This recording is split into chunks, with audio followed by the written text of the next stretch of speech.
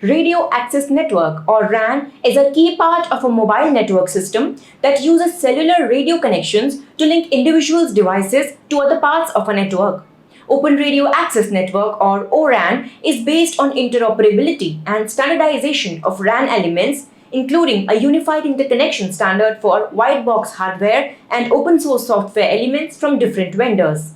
Hello and welcome to VARINDIA News Hour.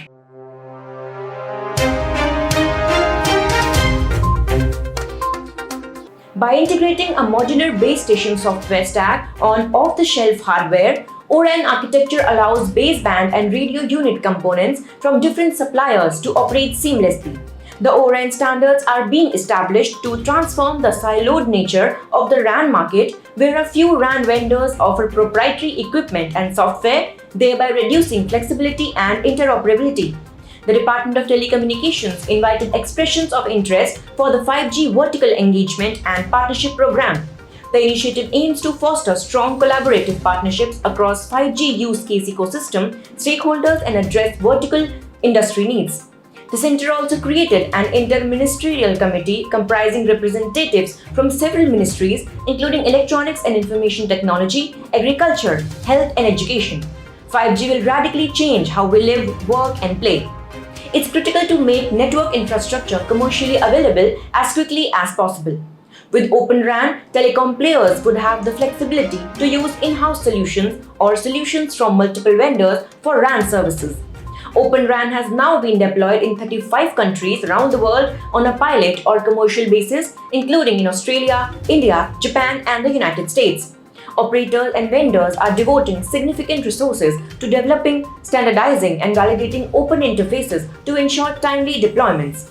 This is the culmination of years of global private sector activity in organizations such as 3GPP, the ORAN Alliance, the Telecom Infra Project, and the Open RAN Policy Coalition. Analysts say ORAN could significantly reduce a telco's network deployment cost as it is interoperable with other networks such as 4G. A carrier can also get multiple vendors to provide specific services on the same network instead of the current practice of one master network services agreement, helping it to save costs. Many IT companies will be able to further enter the telco space and create an increasingly competitive market, inevitably driving solution costs down. Potentially, rather than being controlled by a few massive companies, Open RAN will create a level playing field for smaller software-based companies. Individuals can develop an Open RAN solution, sell it, install it on a server, and interact with the end-to-end network without corresponding with any other hardware. Now, let us look into today's headlines in VARINDIA. AkashAmbani to be the chairman of Reliance Jio Infocomm. Mukesh Ambani's elder son will succeed him as the chairman of the conglomerate's telecom unit Reliance Jio Infocomm Limited. AkashAmbani was appointed the chairman as Mukesh Ambani resigned from the board. Mukesh Ambani will continue to be the chairman of the Jio Platforms Limited, the flagship company that owns all Jio digital services brands, including Reliance Jio Infocomm. Akash was part of teams that negotiated Meta Platforms' investment into Jio's parent, besides leading other key acquisitions. K. Chandrashekar Rao inaugurates T-Hub 2.0 in Hyderabad. Telangana Chief Minister K. Chandrashekar Rao inaugurated T-Hub 2.0, the world's largest innovation campus in Hyderabad. T-Hub was founded to bring in the best talent from across the country to support the startup ecosystem.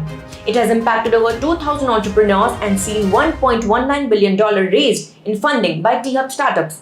The innovation campus will act as a robust platform to elevate the status of India's innovation ecosystem globally. GST Council approves for removing tax exemptions on some items. The GST Council approved changes in tax rates on some goods and services while allowing states to issue an e-way bill for intra-state movement of gold and precious stones. The Council also cleared a host of compliance procedures for GST-registered businesses along with a GOM report on high-risk taxpayers to check evasion.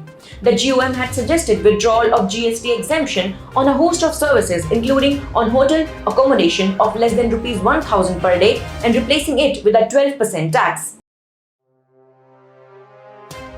Micron introduces 176-layer NAND SATA SSD for data centers. Micron Technology announced it is shipping the world's first 176-layer NAND SATA SSD designed for data center workloads.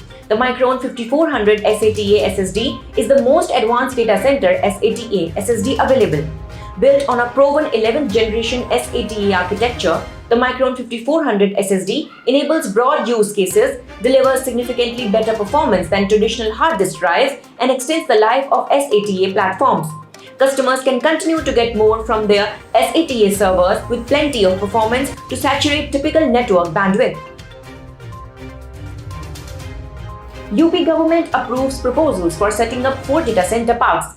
The Uttar Pradesh government approved proposals to set up 4 data center parks with an investment of over Rs 15,950 crore in the state. This will provide employment to about 4,000 people directly or indirectly.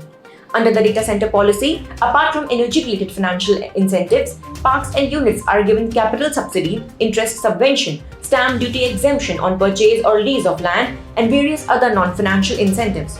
The cabinet also approved the policy regarding the development of MRO facilities of aircrafts in the state.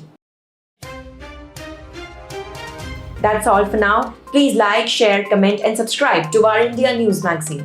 You can download the VARINDIA app from Google Play Store and Apple App Store for the latest news and updates. Stay tuned. Thank you.